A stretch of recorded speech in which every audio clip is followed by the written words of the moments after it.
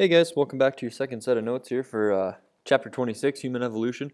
Our last lecture, we spent a little bit of time comparing the different types of apes and primates that are alive today that we can actually observe and see in nature. And now what we're going to do for the rest of the chapter is we're going to look at this idea, if the apes and primates are alive today and we're alive today, then from evolutionary worldview, we would be required to have a common ancestor. And so we're going to spend a lot of time looking at fossils, looking at skeletal differences to try to piece together what that common ancestor might have looked like, what that common ancestor might have behaved like, and sort of how this plays out in the path of Homo sapiens becoming Homo sapiens. And so just kind of bear that in mind. That's sort of the outlook we go running into it. If you really want to find something, you're gonna take what you find in the field and make it fit what you're looking for. And we're gonna see a few examples of that, but it's still interesting. There's still fossils that exist, so it's gonna be kind of cool. So when we look at humans and apes right away, we can kind of compare what's alive today. We have human beings and chimpanzees, and depending on what DNA sample, we do share a lot of the same DNA. But humans have a flatter face and a smaller jaw than chimpanzees, and I'll show you some skeletal comparisons on the next slide. Humans have much, much bigger brains than chimps do. We also walk upright. That's called bipedalism. If you are an upright walker, biped is 2 foot, so we walk on 2 feet, whereas chimps will spend most of their time walking on all fours. It doesn't mean they can't walk on 2 feet, but it's not as comfortable or natural or efficient for them as it is for us. The human thumb is way longer than a chimp thumb. It's much stronger and it's much more maneuverable, whereas chimps can perform the power grip. We can perform the precision grip. So power grips, like how you pick up, I don't know, a steel pipe that's heavy. You wrap the thumb around and the fingers around, you pick it up. Precision grips, how you hold a pencil, and those two are very different. Chimps can't do the precision grip, but we can. So as we look at, humans are bipedal, but none of the other apes are. So one of the things we look at when we look at human evolution is how did bipedalism come about, and what pressures in the environment favored the evolution of a population of common ancestors between us and modern apes to develop that bipedal nature. And we had to have some pretty serious skeletal changes because the human backbone, our backbone makes an S-shaped curve to kind of distribute that weight straight down to our pelvis so that we can walk on 2 feet. You have a cervical curvature on your neck and a thoracic curvature that goes the other way around your ribs, and then a lumbar curvature that goes back into kind of your abdominal region on the lower back, and then your sacrum and coccyx both curve the opposite direction. So the human back is very curved, and it allows us to disperse our weight. So here's your chimp brain. It's very small. You can see that the brain stem enters kind of the back of the brain case a little bit, and a human's brain stem enters straight down from the bottom. And so that tells you a little bit about how an animal, if they're walking on all fours or if they're bipedal, about where that brainstem comes out. The brainstem comes out the back here. They're probably walking on all fours because they're looking up. If the brainstem comes out right down here, we're probably walking on 2 limbs. But aside from the brain size, I mean, you can see we both have a lot of the same skeletal features as far as like, the bones that make up the cheek and the eye and the nose and the jaw. But they're different. I mean, the chimp's face, mouth extends way out in front of its eyes, whereas ours is pretty flat. Chimps also don't have a chin. We have a chin. We have a protuberance on our mandible that forms a chin, and none of the other apes really have that. And so there are several differences between our skeletons. And here's the back. So our spine is curved. Out, in, out, in, like a big S. And that's our spinal cord attaching right at the center of the skull. When you look at an ape, one that's on all fours walking on the knuckles, its spinal cord attaches at the back of the skull because it runs down the back like so. And their backbone, because they're on all fours, makes a C, just like this, whereas ours makes an S. Forward, back, forward, back, forward, back. These guys are going to have a lot shorter legs, and they're going to have really long arms, and their thighs angle outward like so. And so it makes bipedal walking really unnatural. And because their arms are so long and so strong, they can carry a lot of weight. So walking on all fours is pretty effective for them, whereas our legs are much longer than our arms. And our thighs angle kind of inward or straight up and down from our pelvis, which allows us to stand erect. These guys have a pretty flat foot, and they have that big toe that splays out that's opposable, so they can grip things with their big toe. It works great for climbing trees. Our foot has an arch on it, which allows us to distribute the weight of us basically across bones without breaking them. Arches are very, very strong, and it allows us to kind of roll our foot heel to toe as we walk and cover a lot more ground more effectively than an animal that's on all fours. And our other toes are not really opposable. We can't do much in the way of climbing using our toes that way. So some very important skeletal differences between us and apes. So humans are the only living primates without a thick coat of body hair. We have a little bit of hair on our heads and maybe a little bit on our arms, but that's really nothing compared to gorilla or chimpanzees or bonobos or any of those other animals that are covered with body hair. And so we have to ask ourselves, well, why did humans become this way? What changed in their environment?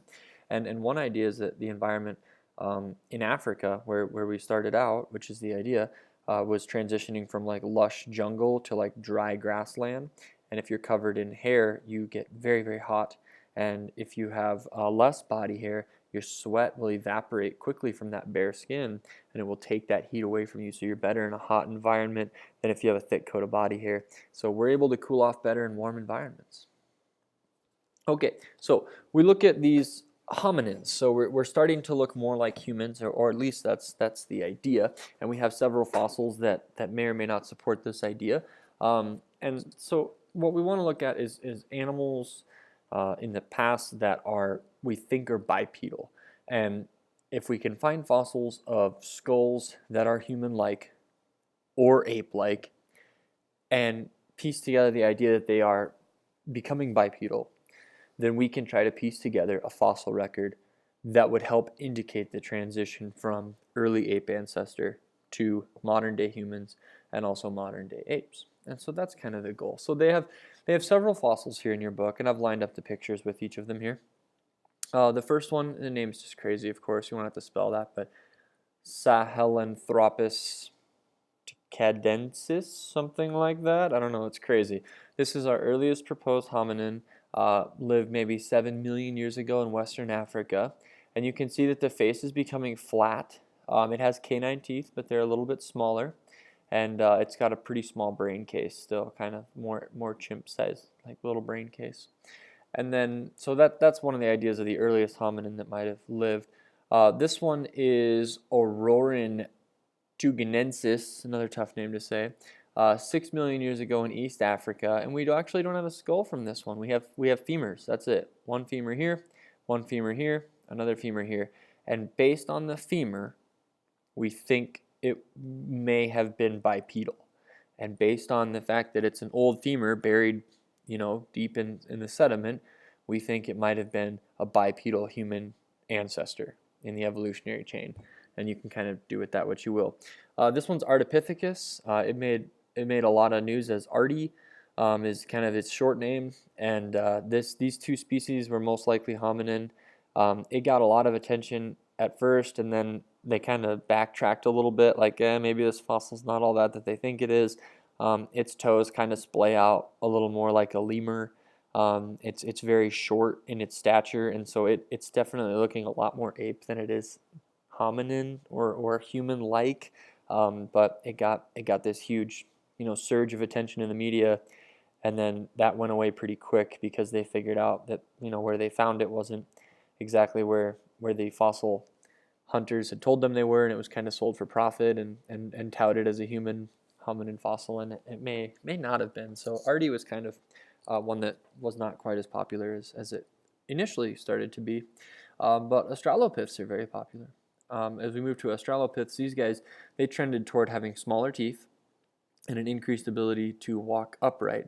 And there really wasn't a change in brain size yet. And so we have the ability of an ancestor who's starting to toy with the idea of bipedalism without having the large brain that a human has to, track game and hunt and make weapons and things of that nature. But little smaller teeth, so they're changing something in their diet. The fossil footprints in Tanzania that we have, these really cool footprints that are preserved, and they were from a bipedal species that lived 3.6 million years ago. Probably an Australopithecus of some sort was walking there, and that's a fossil skeleton that we know as Lucy. And Lucy was found very far from the footprints in Tanzania, but they were found at about the same depth in the sediment. So we think that the same, uh, you know, critter that Lucy was might have been the same critter that was the bipedal thing walking and laying down those footprints. I'm not really sure if that's the case, but that's the popular idea. And so Lucy is the best known representative of the species, and I'll show you Lucy fossils here in just a little bit. And so here's kind of what your timeline looks like. It's very very recent, just 7 million years ago to 1 million years ago. And this is where we are so far. We made it all the way to Artie, who still had the splayed toe and was hanging out in the trees. Once we get to Australopiths, we start to become bipedal.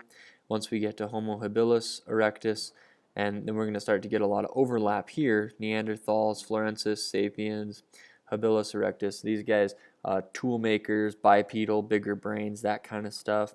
And just to kind of spoil it for you, in the Christian worldview, we're going to separate these pretty much into, there are fossils that fit humans, and they are within a normal range of human features, and those are human fossils. And there are fossils that fit ape features, and those are apes, living or extinct apes. And we kind of cut that line off somewhere in here, whereas this guy would be humans, these guys would be extinct apes. But from an evolutionary worldview, you're not looking for that at all. You're looking for part ape, part human. And so where we start at is going to interpret it's going to have a big impact on the way we interpret these fossils. So I'll show you the evolutionary timeline though, because I want you to understand it. So as hominins are becoming more popular, Australopithecus cebita is discovered in South Africa. So they had made it from kind of the middle of Africa all the way down to the coast, and they had hands that were very, very much so like modern day human hands. Their brain had a human-like frontal region, but their brain wasn't really large just yet. Not the size that human brains were. The brain was a little closer to chimpanzee size. The face was kind of flat, but still extended out a little more like a chimp. And so, I couldn't tell much about a frontal lobe from a fossil, but I'm not a fossil hunter, so there you go.